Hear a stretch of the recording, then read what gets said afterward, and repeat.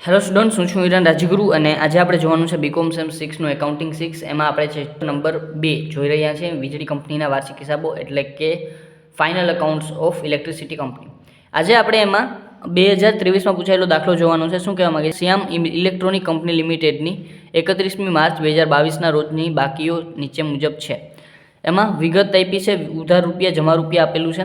એમાં વિગતમાં ટ્રાન્સફોર્મર્સ, જમીન મકાન, 10%ના રોકાણો, દેવાદાર લેણદારો, સમારકામ અને નવીનીકરણના ખર્ચા, 15%ની પ્રેફરન્સ શેર મૂડી, અનામત ફંડ, કન્ટીજન્સી અનામત, હાથ પર સ્ટોર્સ, રોકડ અને બેંક જાહેર દેવાવતી ખર્ચા, હુંડીઓ, ઇક્વિટી શેર મૂડી, શેર પ્રીમિયમ, પાછલા વર્ષનો નફો, મીટર ભાડું, સમારકામ, નવીનીકરણ અનામત, પછી વીજળીનું વેચાણ, ઘર વપરાશ જે છે એ વ્યાપારિક અથવા તો ધંધાકીય અને ઘર વપરાશ માટે, આ બે માટે આપણને વીજળીનું વેચાણ આપ્યું છે. ડાયરેક્ટર્સ ફીસ, પછી પરચુરણ ખર્ચાઓ, મીટર્સ, થાંભલા, પિલર્સ, પછી વીજ સાધન સામગ્રી, સંચયક, રોકાણો પર વ્યાજ, 15%નું ડિબેન્ચર, વીજ ઉત્પાદન ખર્ચા, વીજ વિતરણ ખર્ચા, ઘાલખાત, જૂના ભંગારનું વેચાણ, ઘસારા ભંડોળ. આ સિવાય વધારાની માહિતીમાં આપણને આપ્યું છે વર્ષ દરમિયાન કંપનીએ ₹3 લાખની ઇક્વિટી શેર મૂડી બહાર પાડેલ છે અને કન્ટીજન્સી અનામત ખાતે 35,000 લઈ જવાના છે. વર્ષ દરમિયાન કંપનીએ નીચે મુજબના મૂડી ખર્ચા તૈયાર કર્યા છે: થાંભલા, મીટર્સ, ટ્રાન્સફોર્મર્સ અને જમીન મકાન. પછી સમારકામ, નવીનીકરણ અનામત ખાતે 25,000 લઈ જવાના છે. મિલકતોની શરૂઆતની બાકી પર ઘસારો ગણો: મીટર્સ અને ટ્રાન્સફોર્મર્સ પર 5%, જમીન મકાન પર 10%, બાકીની મિલકતો પર 15%. ઉપરોક્ત માહિતી પરથી કંપની ધારા 2013ની જોગવાઈ મુજબ કંપનીના વાર્ષિક હિસાબો તૈયાર કરો. આટલી વસ્તુ આપણને આપેલી છે અને આપણને એમ કીધું છે કે તમારે વાર્ષિક હિસાબ તૈયાર કરવાના છે. એટલે કે વાર્ષિક હિસાબમાં આપણે બે વસ્તુ તૈયાર કરીએ છીએ: નફા નુકસાન ખાતું અને પાકું સરવૈયું, અને એ પણ આપણે કંપની ધારાની જોગવાઈ મુજબ. બરાબર. તો જો તમે ઇન્ટ્રોડક્શનનો વિડીયો ના જોયો હોય તો પ્લીઝ જોઈ લેજો, જેથી કરીને આપણને ખબર પડી જાય કે કઈ રીતે આપણે વધારાની નોંધો છે એ આપણે તૈયાર કરીએ છીએ. બરાબર છે. સૌ પ્રથમ પાકા સરવૈયાની હિસાબી નોંધો. પાકા સરવૈયાના હિસાબી નોંધોમાં કુલ આપણી જે છે એ 20 નોંધો તૈયાર થશે. એમાં મૂડી દેવામાં કુલ આપણી 11 નોંધો અને મિલકત લેણામાં 9 નોંધો. આ સિવાય નફા નુકસાન ખાતામાં આપણી કુલ છે એ 11 નોંધો તૈયાર થશે અને આવકો બાજુની 3, જાવકો બાજુની 6 અને કરવેરા અને એક વધારાની આપણી શેરદીઠ કમાણીની નોંધ, એટલે કે ટોટલ આપણી 11 નોંધ થઈ જશે. એટલે કે ટોટલ આપણે કુલ નોંધ 31 નોંધ તૈયાર કરવાની છે. બરાબર. જો તમે ઇન્ટ્રોડક્શનનો ના જોયો વિડીયો તો પ્લીઝ જોઈ લેજો, જેથી કરીને તમને બધી જ નોંધો કઈ રીતે બનાવવી, કઈ રીતે આપણે તૈયાર કરવી એ વસ્તુ જે છે એ ખબર પડી જાય. ચાલો, તો સૌ પ્રથમ આપણે છે એ વધારાની માહિતીથી દાખલો સ્ટાર્ટ કરીએ. વર્ષ દરમિયાન કંપનીએ ₹3 લાખની ઇક્વિટી શેર મૂડી બહાર પાડેલ છે. બરાબર છે. તો સૌ પ્રથમ ઇક્વિટી શેર મૂડી બહાર પાડી છે, તો અહીં લખશું આપણે ઇક્વિટી શેર મૂડી જે વધારાની બહાર પાડી છે એ. તો અહીં લખશું બહાર પાડેલ ઇક્વિટી શેર મૂડી.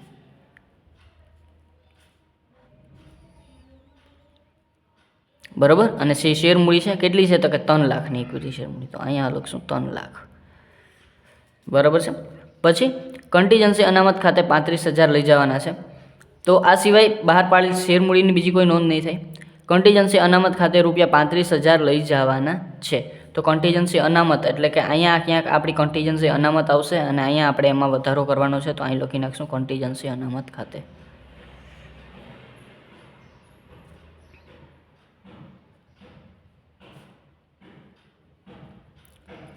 ચાલુ વર્ષે. બરાબર છે. ચાલુ વર્ષે આપણે જે છે એ લઈ ગયા. બરાબર. 35,000. તો અહીં લખશું આપણે +35,000 અને અહીંયા આવશે આપણી કન્ટીજન્સી અનામત. હવે કન્ટીજન્સી અનામતમાં બીજી નોંધ આવશે નફા નુકસાન ખાતામાં. જ્યારે આપણી પાસે નફો આવી જશે ને ત્યારે આપણે એમાંથી આ અનામત બાદ કરશું, પણ અત્યારે નહીં. વર્ષ દરમિયાન કંપનીએ નીચે મુજબને મૂડી ખર્ચા કર્યા છે. હવે જો મૂડી ખર્ચા કર્યા છે મીન્સ કે આપણી જે મિલકતો છે એમાં આપણે વધારાના ખર્ચા, મૂડી ખર્ચા કર્યા છે. બરાબર છે. તો પહેલાં તો આપણે આપણી નોંધ નંબર 12માં આવેલા છે અને બરાબર છે. ચાલો, તો સૌ પ્રથમ કઈ નોંધ આપણને આપેલી છે. બરાબર. કયા ખર્ચા આપણે કરીએ છીએ? તો થાંભલામાં 60,000ના ખર્ચા કરીએ છીએ. તો સૌ પ્રથમ શરૂઆતની બાકી તો એ આપણને આપેલી હશે, પણ એ ક્યાં આપેલી હશે? નથી આપેલી. એ આપણને શોધવાની છે. એમાં વર્ષ દરમિયાનનો વધારો હવાલો આપ્યો છે, એની નોંધ આપણે અહીંયા થશે બીજા નંબરમાં. વર્ષ દરમિયાનનો ઘટાડો એ આપણે આપેલો હશે તો કરશું, અને આખરની બાકી. પછી એમાં ઘસારો જે પ્રમાણે આપ્યો હશે એ પ્રમાણે કરશું, અને પછી આપણે નેટ જે છે એ આખરની બાકી અહીંયા બતાવશું. બરાબર છે. તો સૌ પ્રથમ આપણે થાંભલામાં વધારો કર્યો છે 60,000નો, તો અહીં લખશું આપણે થાંભલામાં. જેમ આપ્યું છે એમ જ લખતો જાઉં છું. બરાબર, થાંભલામાં વધારો 60,000નો, તો અહીંયા આપણે વધારો લખશું 60,000. પછી મીટર્સ, તો અહીંયા લખશું મીટર્સ, અને એમાં વધારો છે 25,000નો. પછી ટ્રાન્સફોર્મર્સ, તો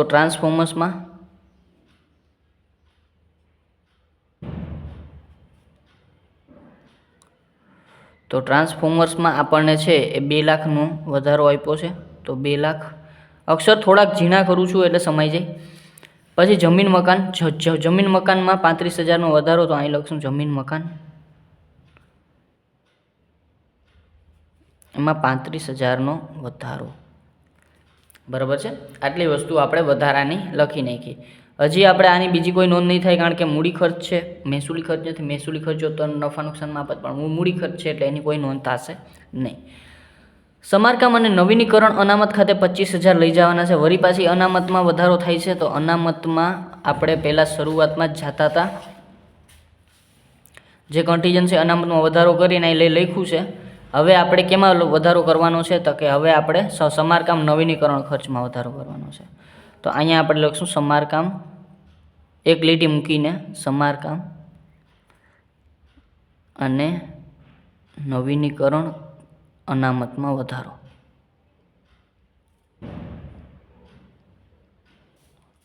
બરાબર છે. અને એ આપણે લખશું ચાલુ વર્ષે. બરાબર છે. અને કેટલા છે, તો કે 25,000, તો અહીં આપણે પ્લસ કરી 25,000 લખી નાખીએ. આગળ વધીએ. મિલકતોની શરૂઆતની બાકી પર ઘસારો. બરાબર, મીટર્સ અને ટ્રાન્સફોર્મર્સ, જમીન મકાન અને બાકીની મિલકતો. તો આને આપણે છે ને લાસ્ટમાં રાખીએ. બરાબર છે. પછી હવે વધારાની માહિતી થઈ ગઈ છે. આપણે 2 વસ્તુ બાકી રાખી છે. એક છે એ આપણે મિલકતોની બાકી પર ઘસારો બાકી રાખ્યો છે, જે આપણે લાસ્ટમાં કરશું. અને એક આ 2 વસ્તુ છે ને એ આપણે નફા નુકસાન ખાતામાં જે આપણો નફો આવશે ને એમાંથી બાદ કરશું. બરાબર છે. તો એ વસ્તુ આપણે પછી રાખીએ. આગળ વધી. હવે આપણે વધારાની માહિતીમાં આપણી કાચા સરવૈયામાં જે બાકીઓ આપી છે ને એમાં આપણે ધીમે ધીમે લખતા જાય, કે જે આપેલું છે એ આપણે લખતા જાય. ટ્રાન્સફોર્મર્સ આપણી મિલકત છે, તો અહીંયા લખી નાખીએ ટ્રાન્સફોર્મર્સ, નોંધ નંબર 12માં.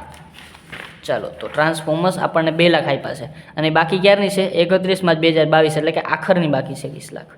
તો અહીંયા આપણે ટ્રાન્સફોર્મર્સ ક્યાં ગયા, તો કે આર્યા, તો કે એની આખરની બાકી કેટલી છે, તો કે 20 લાખ. તો અહીંયા આખરની બાકી 20 લાખ લખી નાખશું. હવે આપણી પાસે આ આવી ગઈ છે ને 20 લાખ, તો એમાંથી 2 લાખ રૂપિયા આપણે માઇનસ કરીએ, ઘટાડો આપણે આવશે તો જોશું. પણ 20 લાખમાંથી 2 લાખ આપણે વર્ષ દરમિયાન વધારો માઇનસ કરીએ તો શરૂઆતની બાકી કેટલી થાય, 18 લાખ. તો એ પણ આપણે અહીં લખી નાખીએ ભેગી. પછી જમીન મકાન. તો જમીન મકાનની આપણને આખરની બાકી આવી છે 15,35,000. તો જમીન મકાન છે અહીંયા, અને એની આખરની બાકી છે અહીંયા, તો 15,35,000 આપણે અહીં લખી નાખીએ. બરાબર છે. 15,35,000માંથી 35,000 આપણે વર્ષ દરમિયાનનો વધારો માઇનસ કરીએ તો 15 લાખ આવે, અને એ આવશે આપણી શરૂઆતની બાકી. બરાબર. પછી 10%ના રોકાણો આવ્યા. તો રોકાણો પણ પાકા સરવૈયામાં આપણે એક જે છે આગળ બનાવીએ છીએ. રોકાણો મિલકત લેણા બાજુ આવશે, અને અહીંયા જો લાંબા ગાળાની લોન અને ધિરાણો, અને એવું હોય તો અહીંયા તમારે ડેશ કરી અને લખી નાખવાનું રોકાણો. બરાબર, એટલે તમને કન્ફ્યુઝન થાય નહીં. અને અહીંયા આવશે 10%ના રોકાણો આપણા 14,50,000ના. અહીં લખશું 10%ના રોકાણો 14,50,000ના. પછી છે દેવાદારો અને લેણદારો. તો આપણે ત્યારે મિલકત લેણા બાજુ છે, તો ભેગા દેવાદારો લખી નાખીએ. તો દેવાદારો આવશે આપણા અહીંયા. બરાબર, વેપારી લેણામાં નોંધ નંબર 17માં. તો અહીં લખશું દેવાદારો. દેવાદારો છે આપણી પાસે. હવે જો દેવાદારો આપણા મિલકત લેણા બાજુ છે, મિલકત લેણા એ આપણી ઉધાર બાકી થાય અને ઉધાર બાકી છે 5 લાખની. તો દેવાદારો છે 5 લાખના, બરાબર છે. હવે લેણદારો છે, તો લેણદારો આપણા ક્યાં આવશે? તો કે એ આપણા મૂડી દેવામાં આવશે અને મૂડી દેવામાં આપણે એની અલગ વેપારી ચૂકવણાઓ તરીકે નોંધ લખીએ છીએ, નોંધ નંબર 8માં. તો અહીંયા આપણે એ કેટલા છે? તો કે 4,30,000. તો અહીંયા આપણે લખી નાખશું લેણદારો 4,30,000. તો અહીં લખશું 4,30,000. પછી આગળ વધી સમારકામ અને નવીનીકરણનો ખર્ચ, ખરેખર ખર્ચ. હવે જો આ એક વસ્તુ સમજવાની છે કે આપણે જો સમારકામ અને નવીનીકરણનો આપણે જોયું એ પ્રમાણે અનામત રાખીએ છીએ, બરાબર. હવે જો કોઈ વસ્તુની આપણે અનામત રાખીએ અને પછી એ બાબતનો ખર્ચ કરીએ તો એ ખર્ચ આપણે નફા નુકસાનમાં ના આપીએ, તો ક્યાં આપીએ? સમારકામ અને નવીનીકરણ અનામતમાંથી જ આપણે એ ખર્ચ કરશું અને એ આપણે આમાંથી શું કરશું? બાદ કરશું અનામતમાંથી. તો અત્યારે અનામત તો આપણી પાસે આવી નથી, પણ આપણે ખાલી ત્યાં નોંધ કરી નાખીએ કે આટલી આપણે માઇનસ કરવાની છે. તો અહીં લખી નાખીએ સમારકામ અને નવીનીકરણ ખર્ચ, વર્ષ દરમિયાનનો ખર્ચ જ લખી નાખીએ, બાદ વર્ષ દરમિયાન ખર્ચ કેટલો છે? તો કે 86,000. તો અહીંયા આપણે લખશું 86,000 અને એ માઇનસ કરશું. પછી છે 15% પ્રેફરન્સ શેર મૂડી. તો એ તો ક્યાંય લેવા જવાનું છે નહીં, ઉપર જ છે આપણી પાસે. તો અહીંયા લખી નાખીએ શેર મૂડીમાં 15% પ્રેફરન્સ શેર મૂડી.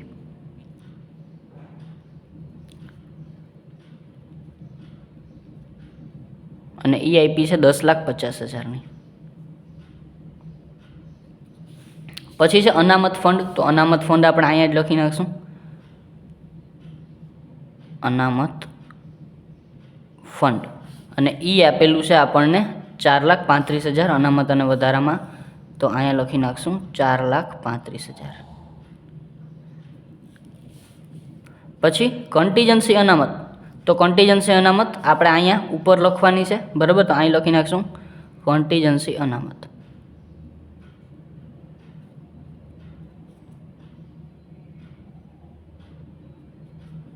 બરાબર. તો અહીંયા આપણે કન્ટીજન્સી અનામત છે 3 લાખ રૂપિયા. હવે એમાં આપણે વર્ષ દરમિયાન વધારો કર્યો તો 35,000નો. તો બારે કેટલા આવશે? તો કે 3,35,000. તો અહીં લખી નાખશું 3,35,000 બારે આખરની બાકી, બરાબર. આગળ વધીએ.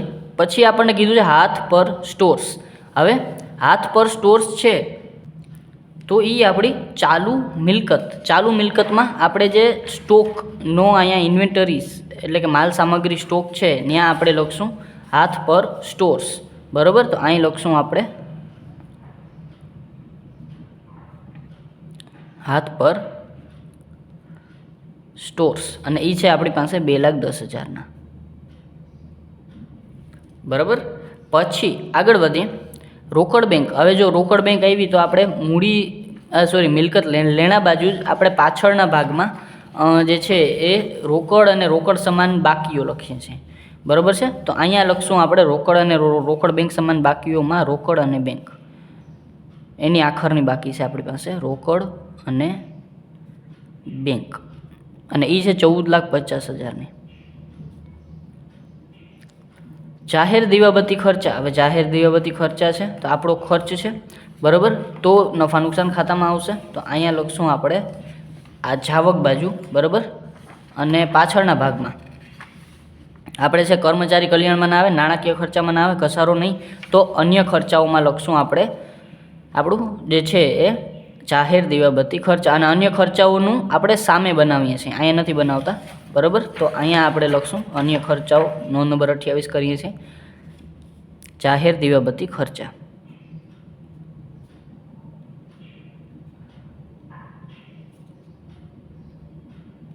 અને એ આપેલી છે આપણને 79,79,000. ચાલો પછી આગળ વધીએ. હુંડીઓ. હવે જો હુંડીઓ એમાં દેવી હુંડી હોય, લેણી હુંડી હોય. મૂડી દેવામાં આપણે વેપારી ચૂકવણા એમાં લેણદારો, એની નીચે આવશે દેવી હુંડી. અને દેવી હુંડીની બાકી કેવી હોય? જમા હોય. તો હુંડીઓમાં જમા બાજુ જે 73,000 છે એ આપણી દેવી હુંડી હશે અને એ છે આપણે અહીં લખવાની 73,000. હવે બાકીની જે 85,000 છે એ આપણી લેણી હુંડી હશે. તો દેવાદારોની નીચે એટલે કે વેપારી લેણા એમાં નીચે લખશું આપણે લેણી હુંડી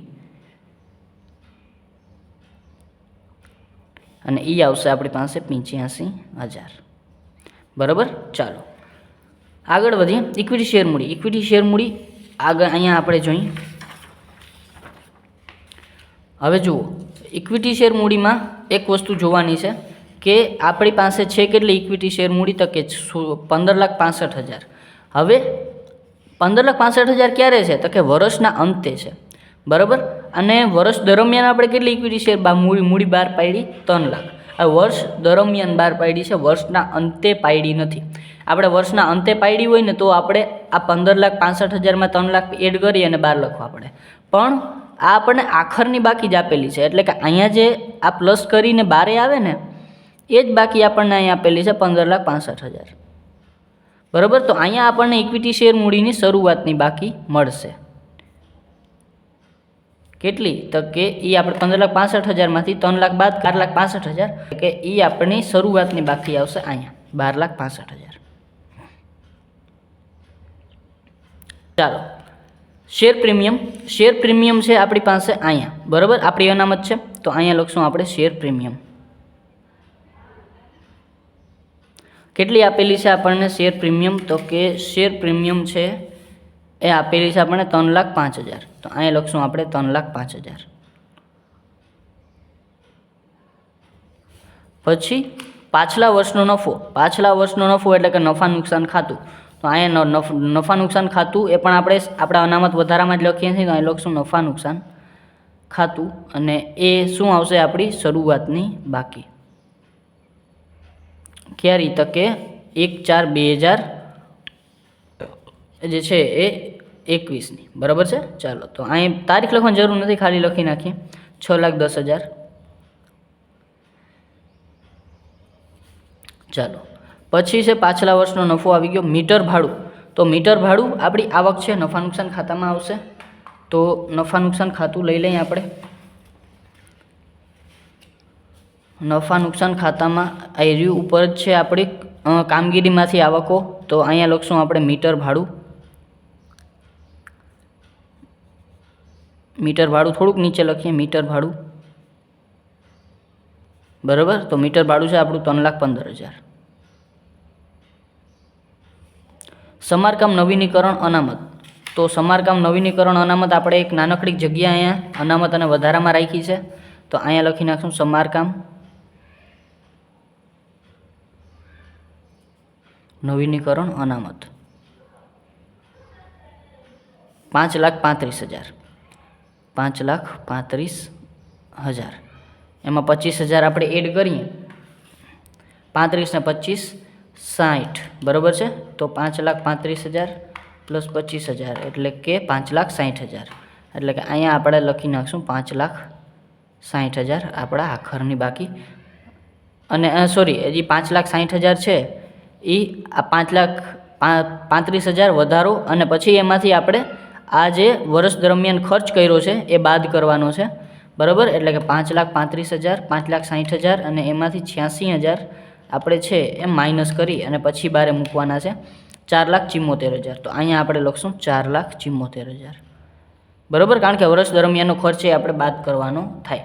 બરાબર. એટલે 5,35,000 પ્લસ 25,000 આપણે જે વર્ષ દરમિયાન એડ કર્યા છે એ અને વર્ષ દરમિયાન જે ખર્ચ કર્યો 86,000નો એ માઇનસ કરી અને પછી બારે મૂકી દઈશું. આગળ વધીએ.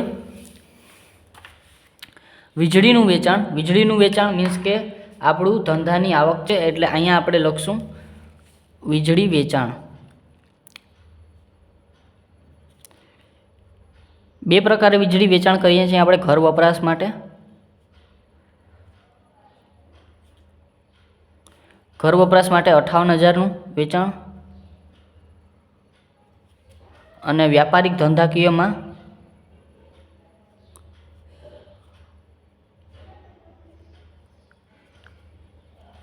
એમાં આપણે 46,000નું વેચાણ કરીએ છીએ.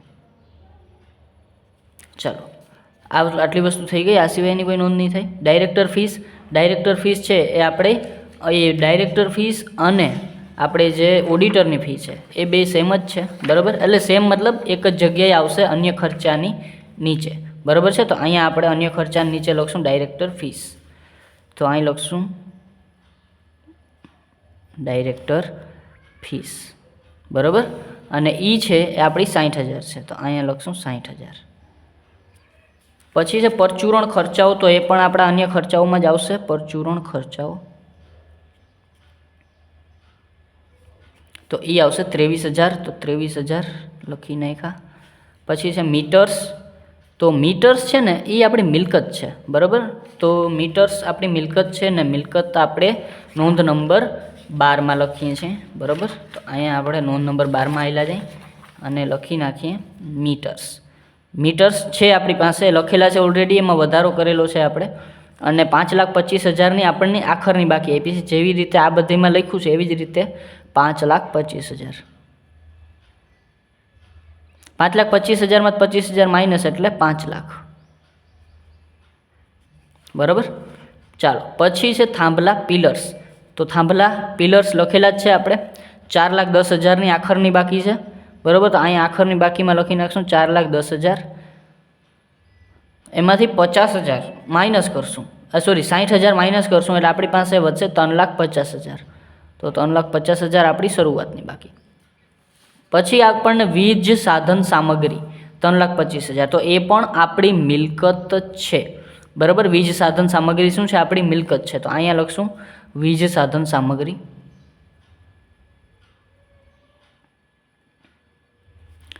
શું આપ્યું છે? 3,25,000. તો આખરની બાકી આપણને 3,25,000 આપી છે. હવે આપણને વર્ષ દરમિયાનનો વધારો ઘટાડો કાંઈ આપ્યો નથી, તો આપણે શું કરશું? ઘટાડો કાંઈ નથી, વધારો કાંઈ નથી, તો શરૂઆતની બાકી એની શું થઈ જશે? 3,25,000. સંચયક એક્યુમ્યુલેટર, એટલે કે સંચયક પણ આપણી મિલકત છે. તો અહીં લખશું આપણે સંચયક, અને એ આપણી છે 4,10,000ની. તો અહીંયા લખશું આપણે 4,10,000 આખરની બાકી આપેલી છે. વર્ષ દરમિયાન કાંઈ વધારો ઘટાડો આપણને કીધો નથી, તો 4,10,000 એવા ને એવા આપણા શરૂઆતની બાકીમાં. રોકાણો પર વ્યાજ, ચાલો તો રોકાણો પર વ્યાજ છે, તો એ આપણી આવક છે. અને આવક આપણે લખીએ છીએ અહીંયા અન્ય આવકોમાં રોકાણો પર વ્યાજ આવશે આપણું. આપણે રોકાણો પર વ્યાજ,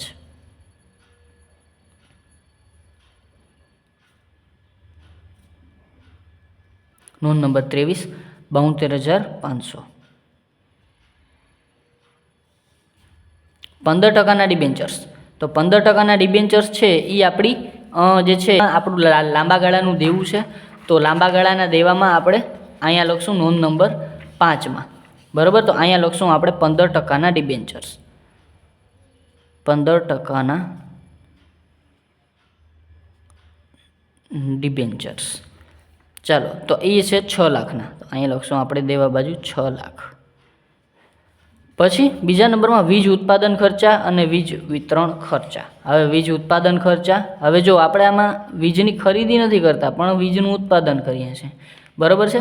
તો અન્ય ખર્ચામાં લખશું, બરાબર છે. તો અહીંયા લખશું આપણે ઉત્પાદન ખર્ચા.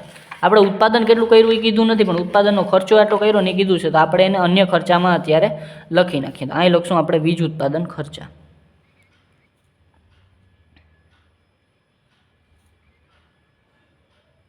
બરાબર. અને એ છે આપણે 34,000, તો અહીં લખશું 34,000. આ સિવાય વીજ વિતરણ ખર્ચા, તો એ એની નીચે આવશે વીજ વિતરણ ખર્ચા, બરાબર. અને એ છે આપણે 43,000ના, બરાબર. ચાલો આ સિવાય ઘાલખાદ, તો ઘાલખાદ એ આપણા અન્ય ખર્ચામાં જ આવશે. તો અહીં લખશું ઘાલખાદ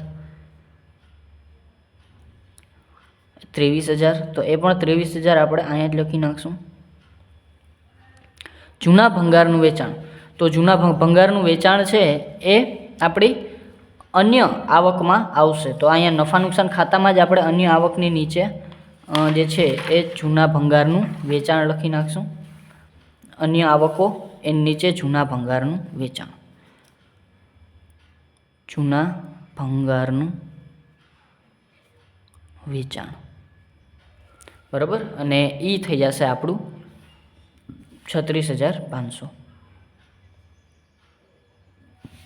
પછી ઘસારા ભંડોળ.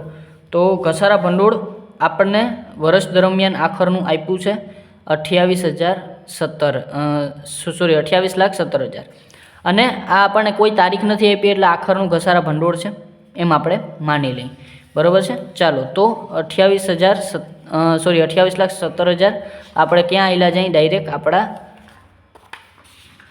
જે છે એ પાકા સરવૈયાના દ્રશ્ય મિલકતો બાજુ, અને મિલકતોમાં ઘસારા ભંડોળની આપણને જે વર્ષ દરમિયાનની આખરની બાકી છે અહીંયા, બરાબર, ત્યાં આપણે લખી નાખશું વર્ષ દરમિયાનની આખરની બાકી 28,17,000.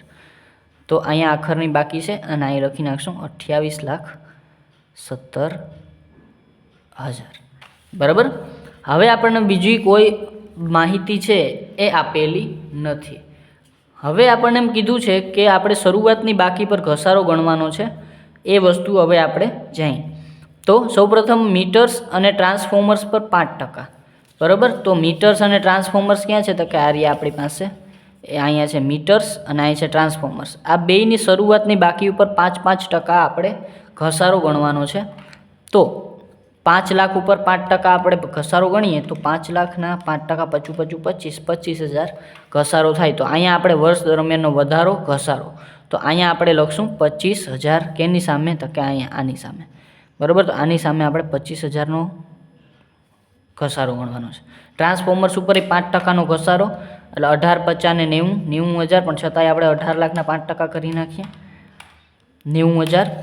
તો 90,000ના આપણે ઘસારો ગણવાનો છે અહીંયા ટ્રાન્સફોર્મર્સ ઉપર વર્ષ દરમિયાનનો વધારો ઘસારો જોગવાઈ, બરાબર છે. પછી આ બે ઉપર 5% ગણવાનું કીધું હતું, ગણાઈ ગયું છે. પછી આપણને જમીન મકાન ઉપર 10%નો ઘસારો શરૂઆતની બાકી ઉપર. તો જમીન મકાનની શરૂઆતની બાકી ક્યાં ગઈ? 15 લાખ. 15 લાખ પર 10%નો ઘસારો. તો એમાં તો કાંઈ કરવાની જરૂર નથી, પણ છતાંય 10% તમને કરીને બતાવી દઉં. 15 લાખ એને ગુણ્યા 10% એટલે 1,50,000, અને અહીંયા આપણે 1,50,000ની ઘસારાની જોગવાઈ. ચાલો, બરાબર.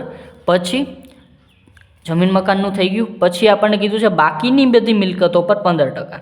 આ બાકીની બધી મિલકતો એટલે કઈ કઈ મિલકતો? તો કે 3 મિલકતો વધી, મીટર્સ, ટ્રાન્સફોર્મર્સ અને જમીન મકાન. આ 3 ઉપર ઘસારો ગણાઈ ગયો છે. થાંભલા, વીજ સાધન અને સંચયક, આ 3 બાબત આપણી પાસે બાકી છે, અને આ ત્રણેય ઉપર 15% ઘસારો ગણવાનો છે. તો 3,50,000 એને ગુણ્યા 15% એટલે 52,500. આના ઉપર આપણે ઘસારો ગણવાનો છે 52,500નો, બરાબર. પછી આપણી પાસે વધ્યું કોણ? તો કે વીજ સાધનો. તો 3,25,000ના છે એટલે એને ગુણ્યા 15% આપણે કરવાના છે, એટલે 39,750. એ આપણે આના ઉપર ઘસારો ગણવાનો છે. અને પછી 4,10,000 આપેલા છે આપણને, એના ઉપર 15% ઘસારો ગણવાનો છે એટલે 61,500, અને એ આપણે આના ઉપર ઘસારો ગણી નાખશું.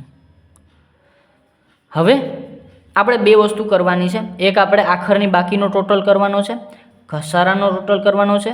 જે ઘસારાનો ટોટલ આવશે એ ઘસારાનો ટોટલ આખરની બાકીમાં આપણે એડ કરશું, અને પછી આપણે જે છે એ બધો ઘસારો બાદ કરી અને આપણે ક્યાં લઈ જશું? જે છે આપણા પાકા સરવૈયામાં. ચાલો, તો 52,500 plus 25,000 plus 90,000 plus 1,50,000 plus 39,750 plus 61,500. ચાલો, તો આ કુલ ઘસારો આવ્યો 4,27,750. તો અહીંયા આપણે કુલ ઘસારો વર્ષ દરમિયાનનો કેટલો ગણવાનો છે? તો કે 4,27,750, બરાબર. અને આ આપણે ક્યાં લઈ જશું? તો કે નફા નુકસાન ખાતામાં, નોંધ નંબર 27, બરાબર. તો નોંધ નંબર 27માં આપણે બતાવશું, બરાબર. ચાલો, પછી આ ઘસારો આપણે આમાં આખરની બાકીમાં એડ કરશું વર્ષ દરમિયાનનો 4,27,750, અને કુલ ઘસારો આપણે ગણવાનો થશે આખરની બાકી ઉપર 4,27,750 તો ગણશું જ. આ સિવાય પ્લસ 28,17,000 આપણે ગણશું બીજો જે આપણને ગણવાનો કીધો છે આખરની બાકી પર, તો એ છે આપણો કુલ ટોટલ થઈ જશે 32,44,750. તો આ જે કુલ ઘસારો છે ને એ આપણે આખરની બાકી પર ગણશું 32,44,750. ચાલો, આ વસ્તુ ક્લિયર થઈ ગઈ, બરાબર છે. હવે આપણે શું કરશું તો કે પહેલાં આખરની બાકી આપણી પાસે જેટલી છે મિલકતોની એનો ટોટલ કરશું. તો આખરની બાકીનો ટોટલ કરીએ આપણે 4,10,000 પ્લસ 5,25,000 પ્લસ 20,00,000 15,35,000 પ્લસ 3,25,000 અને પ્લસ છે 4,10,000. 52,05,000 આપણો મિલકતોનો ટોટલ આવ્યો. તો અહીંયા લખશું 52,05,000 આપણી મિલકતોની આખરની બાકીનો ટોટલ આવ્યો 52,05,000. હવે એમાંથી આપણે જે વર્ષ દરમિયાન 32,44,750નો ઘસારો માંડી વાળવાનો છે એ માંડી વાળી, એટલે કે આપણો જે કોલમ નંબર 4 છે એનો ટોટલ અને કોલમ નંબર 9 છે એનો ટોટલ.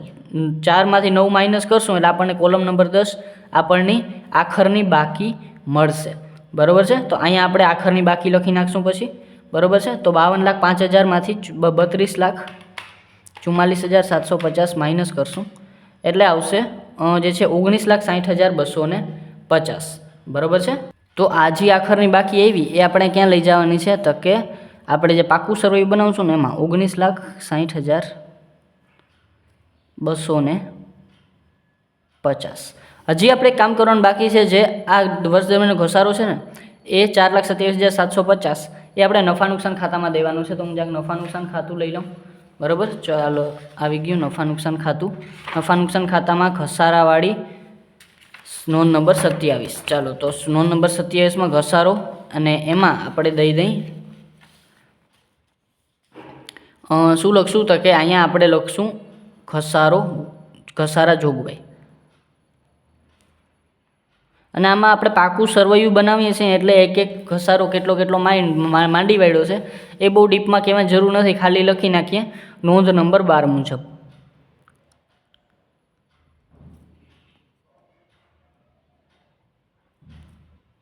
બરાબર છે. અને કેટલી છે તો કે 4,27,750. 4,27,750. ચાલો, આ વસ્તુ થઈ ગઈ, બરાબર છે. ચાલો, હવે આપણે એક વસ્તુ બાકી રહેશે વધારાની માહિતીમાંથી. શું તો કે જે આપણે અનામતોમાં જે વધારો કર્યો છે એ વધારો છે એ આપણે નફા નુકસાનમાંથી બાદ કરવો પડશે. ચાલો, તો હવે આપણે ધીમે ધીમે શું કરીએ તો કે નફા નુકસાન ખાતું અને પાકું સરવૈયું બનાવીએ. ઓહો, અડધી કલાકનો વિડીયો થઈ ગયો છે. એટલે કામ કરું હું છે ને જે નફા નુકસાન ખાતું ને પાકું સરવૈયું મેં બનાવ્યું છે ને એમાં હું પહેલાં છે ને જેટલી આપણે નોંધ છે ને બધી લખી નાખું, એટલે એ લખવામાં મને બહુ વધારે ટાઈમ છે એ જાય નહીં, બરાબર છે. ચાલો, હવે કાંઈ નથી, મેં જે છે એ બધી નોંધો છે એ લખી નાખી છે, બરાબર. એટલે લખવામાં જાજો ટાઈમ છે આપણો જાય નહીં, તમારે વિડીયો પણ બહુ લાંબો જોવો નહીં, બરાબર છે. ચાલો, તો સૌપ્રથમ છે પહેલી નોંધ. હવે આપણે જે છે એ શેર મૂડી ને એ આપણે પાકું સરવૈયું પછી રાખીએ. પહેલાં નફા નુકસાન ખાતું બંધ કરી નાખીએ, બરાબર.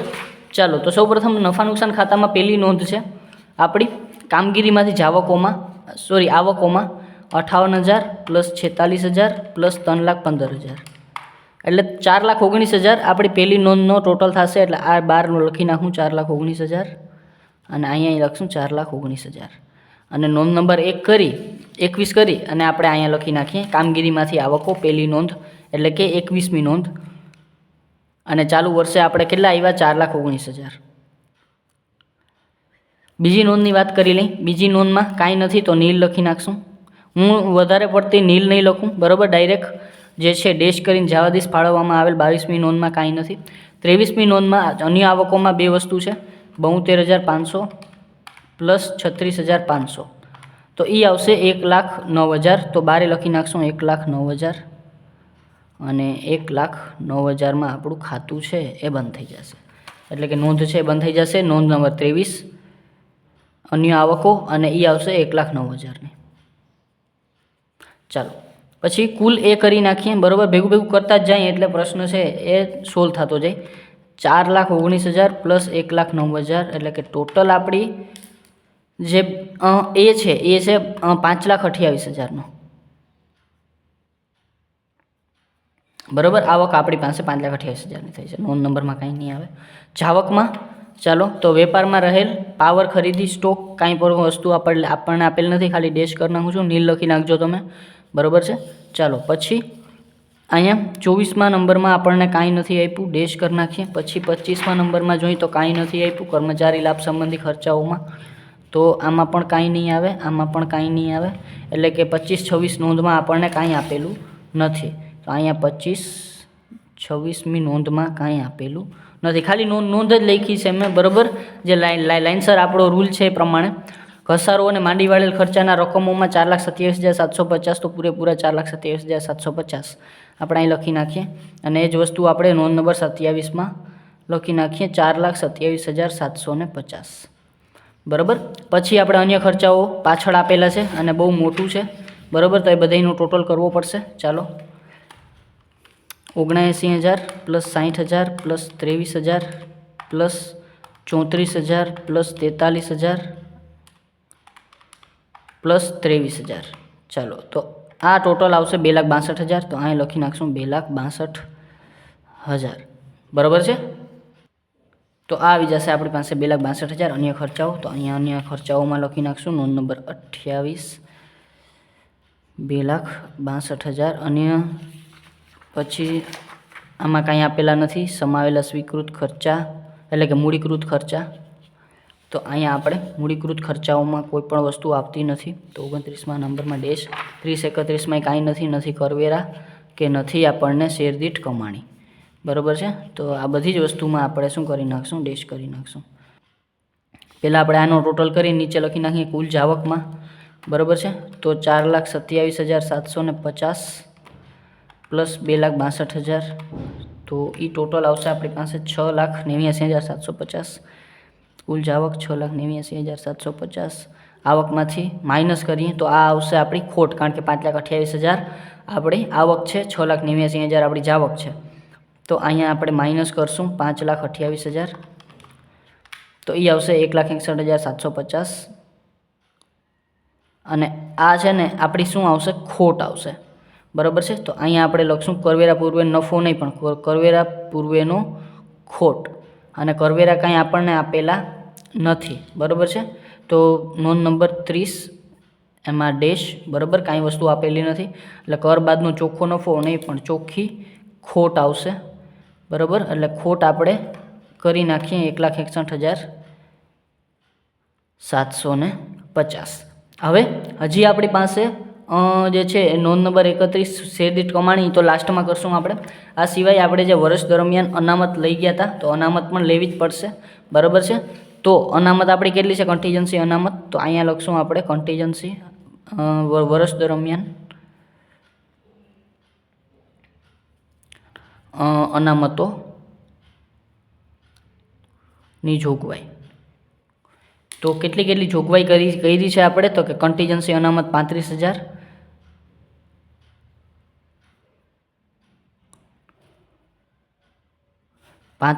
તો એ માઇનસ કરશું આપણે, કારણ કે વર્ષ દરમિયાન પૈસા લઈ જ જવા પડશે. અને બીજા નંબરમાં આપણે કહી તો કે સમારકામ નવીનીકરણ.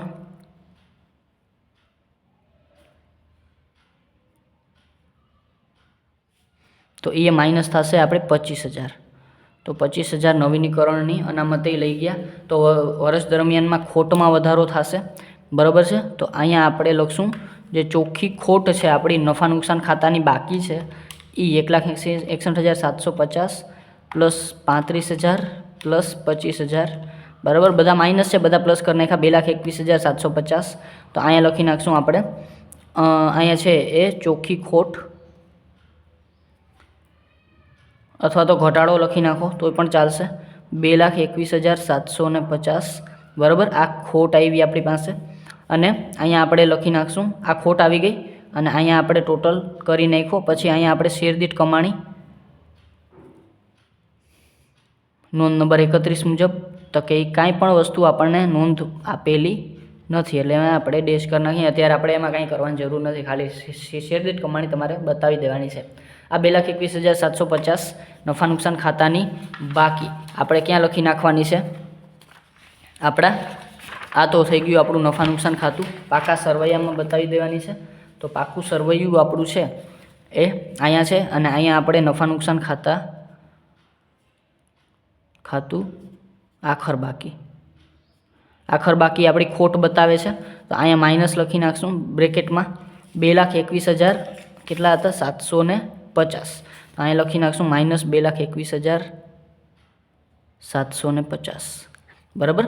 હવે જરાક આપણે પાકા સરવૈયા બાજુ આવ્યા જઈએ અને પાકું સરવૈયું પણ આપણે મેં તમને કીધું એ પ્રમાણે સમય બહુ વધારે થઈ ગયો છે એટલે મેં લખી નાખ્યું છે બરાબર છે। આવી રીતે આપણને ખબર છે આનો ફોર્મેટ પૂરેપૂરો બરાબર છે। શું છે તો કે ઇક્વિટી અને દેવા જવાબદારીઓ એટલે કે વિગત નોંધ નંબર 31/3/2022 31/3/2021 એટલે ચાલુ વર્ષ ગયું વર્ષ ગયા વર્ષનું આપણે કાંઈ કામ નથી, આપણે ખાલી ચાલુ વર્ષનું જ કામ છે।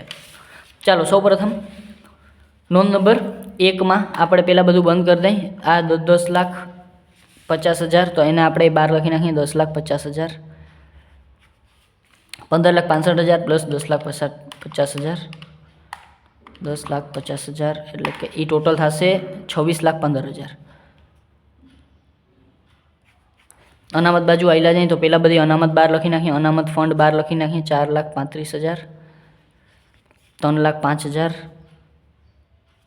અનામત અને વધારો પણ 12 લખી નાખીએ બરાબર। ચાલો અનામત અને વધારો શું નફા નુકસાન ખાતું 12 લખી નાખીએ 6,10,000નું હતું એમાંથી વર્ષ દરમિયાનનો ખોટ 2,21,750 આપણે 12 લખી નાખીએ તો આવશે 3,88,250 તો અહીં લખી નાખશું 3,88,250 બધી વસ્તુનું ટોટલ કરીને 12 મૂકી દઈ 3,35,000 પ્લસ 4,74,000 4,35,000 3,05,000 અને 3,88,250 તો એ આવશે 19,37,250 અહીં લખી નાખશું। અહીંયા લખી નાખું છું 19,37,250 બરાબર છે। પછી તો એને આપણે પાકા સરવૈયામાં આ બેયને દઈ દઈ બરાબર છે। તો સૌપ્રથમ નોંધ નંબર શેર મૂડીની 1 અને એ આપેલી છે આપણને 26,15,000 તો અહીંયા 26,15,000 અને અહીંયા ડેશ બીજા નંબરની નોંધ છે આપણી અનામત વધારો એમાં 19,37,250 અને અહીંયા આવશે ડેશ। પછી શેર અરજીના નાણાં આમાં કાંઈ આવશે નહીં, આમાં ડેશ કરી નાખું છું, આમાં ચોથા નંબરની નોંધમાં ડેશ કરી નાખું છું, ત્રીજા અને ચોથામાં કોઈ વસ્તુ નથી ડેશ બરાબર। આમાં ડેશ કરવાની જરૂર નથી, હવે હું ડેશ નહીં કરું બરાબર છે। ચાલો પછી લાંબા ગાળાની દેવા જવાબદારીઓ નોંધ નંબર 5માં તો એમાં આપણે 6 લાખે આપણે શું કરી નાખશું આપણી નોંધ બંધ। તો ચોથું પછી 5મા નંબરની નોંધ છે આપણે બિનચાલુ દેવામાં આમાં કુલ એ કરી નાખીએ આપણે ચાલો તો 2,26,15,000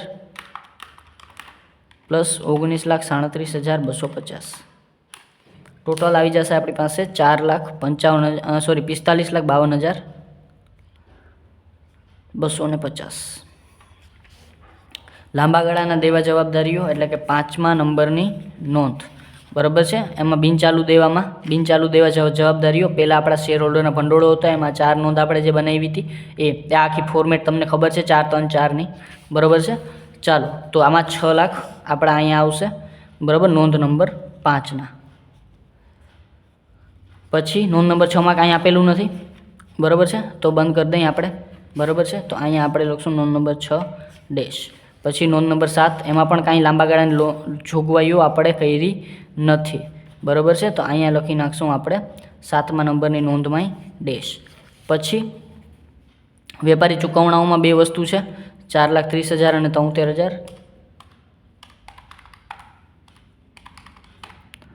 પ્લસ એટલે 5,03,000 અને 5,03,000 આપણે અહીંયા જે છે એ બંધ કરી દઈએ। 8મા નંબરની નોંધ એ આપણા આ કુલ બી આવશે, કુલ બીમાં આપણે માત્ર 6 લાખ જ છે અહીં લખી નાખશું 6 લાખ। પછી ચાલુ દેવા જવાબદારીઓ એમાં વેપારી ચૂકવણા છે આપણી પાસે 5,03,000ના તો અહીંયા આપણે લખશું 5,03,000 નોંધ નંબર છે આપણે 8।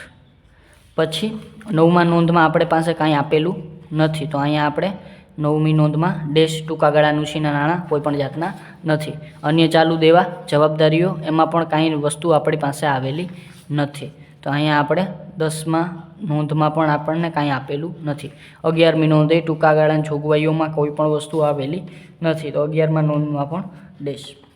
પછી 12મા નોંધમાં આપણને આખરની બાકી આપણી. હવે અહીંયા કુલ સી, તો કુલ સી છે એ આપણે અહીંયા લખી નાખીએ તો 5,03,000 એવી ને એવી આપણી પાસે આવશે, 5,03,000. પછી કુલ એબીસી આપણે છેલ્લે રાખશું, બરાબર છે, બે વસ્તુ. પછી 12મા નોંધમાં આપણે છે એ લાસ્ટમાં જે 19,60,250ની બાકી આવી હતી એ દ્રશ્ય મિલકતોમાં નોંધ નંબર 12 મુજબ આપણે અહીં લખશું 19,60,250, બરાબર છે. પછી આપણે મૂડીકૃત ચાલુ કામ ખાતેની બાકી, બરાબર, આમાં કાંઈ આપણે લખ્યું નથી. ચાલો તો આમાં ડેશ આવશે. પછી 10%ના રોકાણો 14,50,000, તો એ પણ આપણે બંધ કરી દઈશું, બરાબર છે. અને અહીંયા લખી નાખશું આપણે નોંધ નંબર 13માં કાંઈ નહીં, નોંધ નંબર 14માં આપણી પાસે 14,50,000 છે, 14,50,000. અને આમાં તમે જે છે એ થોડુંક રોકાણો, આ રોકાણોની હેઠે બધા આવશે, બરાબર છે. એમાં પણ જે છે એ પેટા નોંધ આપણે બનાવતા હતા, પણ આમાં કાંઈ જરૂર નથી એટલે મેં બનાવી નથી, ડાયરેક્ટ કુલ એક્સ લઈ લઈશું, બરાબર છે. પછી આમાં અન્ય બિનચાલુ મિલકતો, એમાં પણ કાંઈ આપણને લીધેલું નથી, એટલે કે આમાં પણ આપણે 15 નંબરની નોંધમાં પણ ડેશ, બરાબર. પછી 16 નંબર એટલે કે ચાલુ મિલકતોથી આપણે ઇન્વેન્ટરીઝ માલ સામગ્રીનો સ્ટોક, એમાં 2,10,000 આપણને આવેલા હતા, તો 2,10,000. ચાલો તો 16 નંબરની નોંધમાં સ્ટોકમાં 2,10,000 આપણને મળેલા છે. પછી અહીંયા અન્ય ચાલુ મિલકતો આ સ્ટોક થઈ ગયો. પછી નોંધ નંબર 17 વેપારી લેણા, તો આમાં 5,85,000, તો ડાયરેક્ટ હું 5,85,000 બહાર લખી નાખું. અહીંયા 5,85,000 વેપારી લેણામાં જે છે એ નોંધ નંબર 17માં 5,85,000. હવે પછીનો રોકડ સમાન આપણો છે એ નોંધ નંબર 18, તો નોંધ નંબર 18માં આપણને 14,50,000 આપેલા છે, તો 14,50,000, તો અહીંયા 14,50,000 લખી નાખ્યા. પછી 19મી નોંધ અને 20મી નોંધ એમાં કાંઈ આપેલું નથી, બરાબર છે. તો અહીંયા આપણે ડેશ કરી અને બંધ કરી દઈશું, ચાલો. અને અહીંયા આપણે બેયમાં જે છે 19મી નોંધમાંય કાંઈ નથી, 20મી નોંધમાંય કાંઈ નથી, બેયમાં ડેશ ડેશ કરી નાખશું, બરાબર છે. અને અહીંયા આપણે કુલ વાય લખી નાખશું.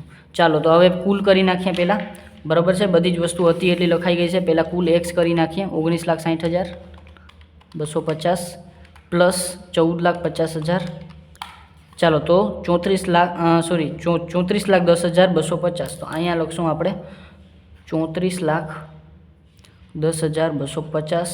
અને અહીંયા પણ આપણે ટોટલ કરી નાખશું 2,10,000 પ્લસ 5,85,000 પ્લસ 14,50,000, એટલે એ ટોટલ થઈ જશે આપણું 22,45,000. તો અહીંયા લખી નાખશું 22,45,000. હવે મૂડી દેવાન મિલકત લેણાનો ટોટલ, આમાં એબીસી ત્રણેયનો ટોટલ એટલે કે 45,52,250 પ્લસ 6 લાખ પ્લસ 5,03,000, એટલે એ આવશે જે છે 56,55,250. તો અહીંયા લખી નાખશું આપણે 56,55,250. અને આનો ટોટલ કરીએ 34,10,250 પ્લસ 22,45,000, એટલે 56,55,250. અને આ પણ આપણો આવી ગયો 56,55,250, બરાબર છે. તો આ થઈ ગયા આપણા બે આન્સર કમ્પ્લીટ, 56,55,250. અને આ હતો આપણો 2023માં પૂછાયેલો દાખલો. છતાં કંઈ પણ ડાઉટ રહી જાય તો તમે ઇન્ટ્રોડક્શનનો વિડીયો જોઈ લેજો, અને છતાં ના સમજાય તો મને પૂછી લેજો, બરાબર છે. જો વિડીયો ગમ્યો હોય તો લાઇક, શેર અને સબસ્ક્રાઈબ જરૂરથી કરી નાખજો. Thank you.